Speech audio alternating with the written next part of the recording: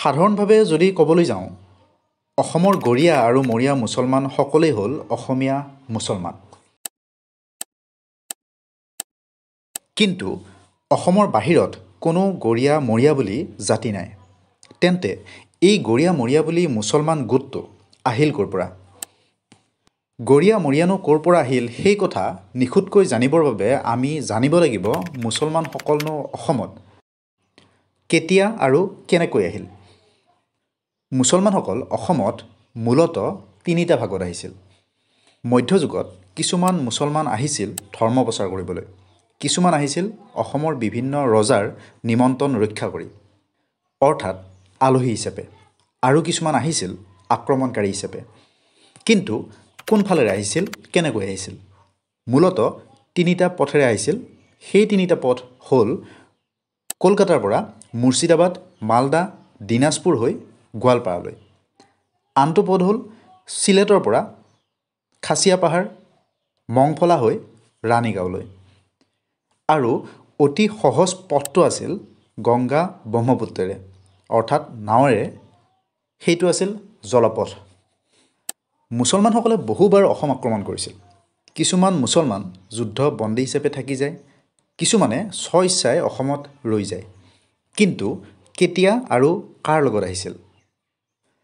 1206 খ্ৰীষ্টাব্দ বখতিয়াৰ খিলিজীয়ে সেই সময়ত অসম আক্ৰমণ কৰিছিল। তেতিয়া কামৰূপত আছিল কামেশ্বৰ ৰজাৰ ৰাজ্য।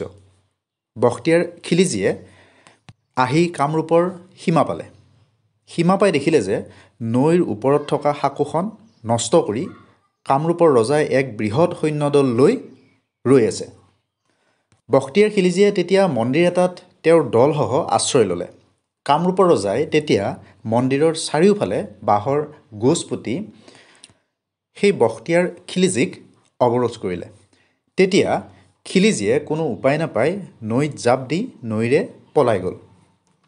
তেওঁৰ লগতেই কেইজনমান সেনা গুচি গ'ল, যদিও বহু সেনা অসমতে থাকি গ'ল, অৰ্থাৎ উভতি যাব নোৱাৰিলে। এই যে থাকি গ'ল, তেওঁলোক অসমতে ঘৰ দুৱাৰ সাজি স্থায়ীভাৱে থাকিবলৈ ল'লে।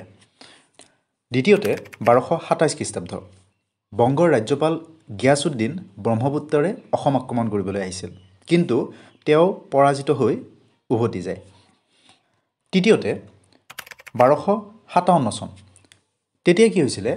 ইখতিয়াৰ উদ্দিন উজবেক তুঘ্ৰীল খাই অসম আক্ৰমণ কৰিবলৈ আহিছিল। সেই আক্ৰমণত প্ৰথমতে কামৰূপৰ ৰজা পাহাৰলৈ পলাই যায়। ইখতিয়াৰ খাই সফল হৈ ৰাজ্য দখল কৰে আৰু তাত মছজিদো নিৰ্মাণ কৰে। পিছত বাৰিষা আৰম্ভ হ'ল। সেই সুযোগতে পলাই যোৱা কামৰূপৰ ৰজাই আক্ৰমণ কৰে।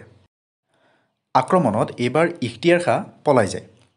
কেইজনমান মুছলমানহে তেওঁৰ লগত গুচি যায়, কিন্তু বাকীসকল অসমতে থাকি যায়।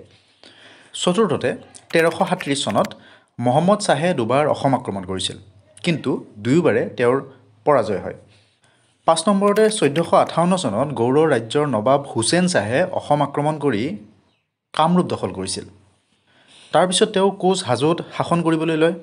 পাছত যদিও আহোমৰ হাতত তেওঁ পৰাস্ত হয়, তাৰ আগতেই তাত মুছলমানসকলৰ এখন উপনিৱেশ স্থাপন হৈছিল। সেই সময়তে হুছেইন শ্বাহৰ লগত অহা গিয়াছুদ্দিন ৱালিয়াই হাজোত পুৱামক্কা দৰগাহ স্থাপন কৰিছিল। 6 নম্বৰতে 1532 চনত গৌড়ৰ সেনাপতি তুৰ্বকে অসম আক্ৰমণ কৰে, কিন্তু আহোম ৰজাই তুৰ্বকক শিৰচ্ছেদ কৰে। তেতিয়াও তুৰ্বকৰ লগত অহা বহুতো মুছলমান অসমতে ৰৈ যায়। 7 নম্বৰতে 1662 চন মিৰ্জুমলাই সেই সময়ত অসম আক্ৰমণ কৰিছিল। তেওঁ আহোমৰ ৰাজধানী গড়গাঁও অধিকাৰ কৰিছিল। কিন্তু পিছত মিৰ্জুমলাই আহোম ৰজা জয়ধ্বজ সিংহৰ লগত এখন চুক্তি কৰি তেওঁ উভতি যায়।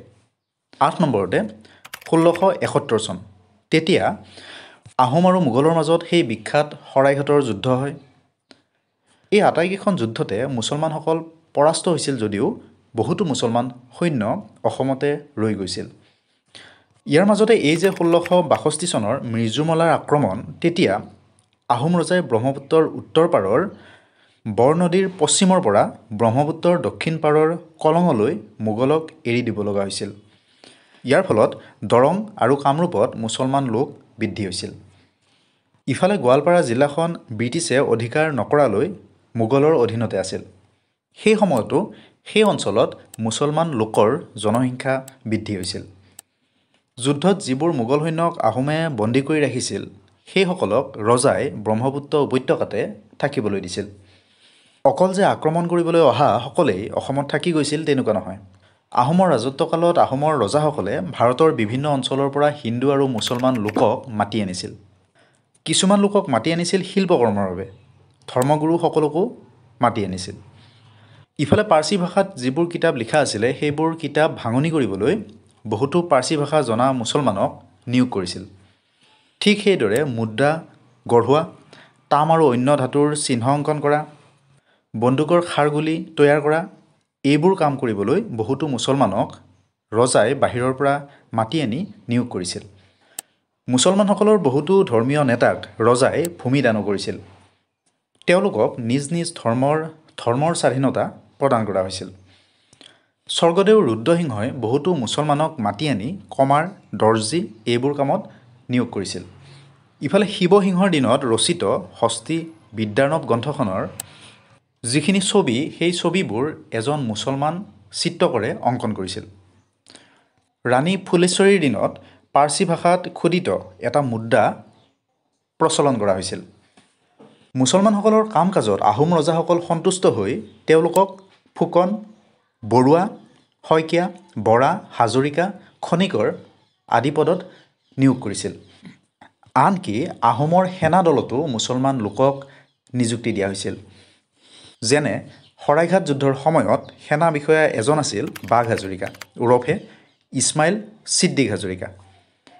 আনফালে প্ৰায় 1635 চনমানত বাগদাদৰ পৰা গুৰু শ্বাহ মিনাৰ অৰ্থাৎ আজান ফকীৰে অসমলৈ আহি ইছলাম ধৰ্ম প্ৰচাৰ কৰিছিল।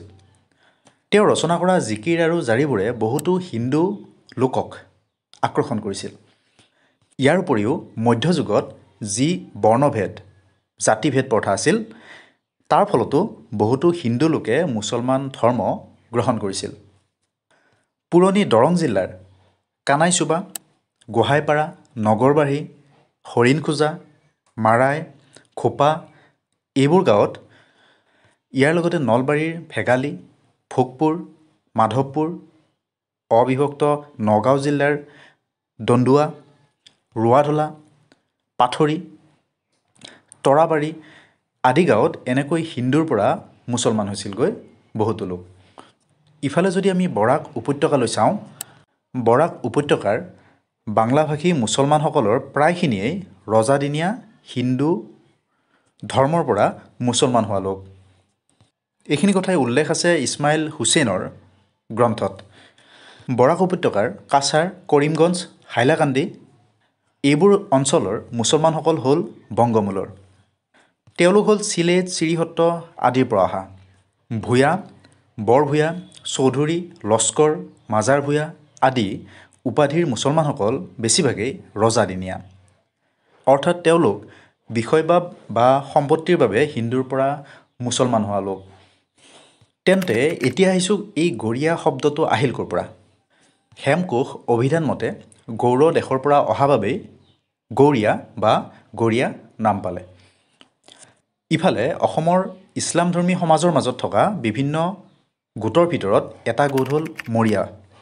হেমকোষ অভিধান মতে এই মৰিয়াসকল হ'ল তাম আৰু পিতলৰ কাম কৰা এজাতিৰ মুছলমান।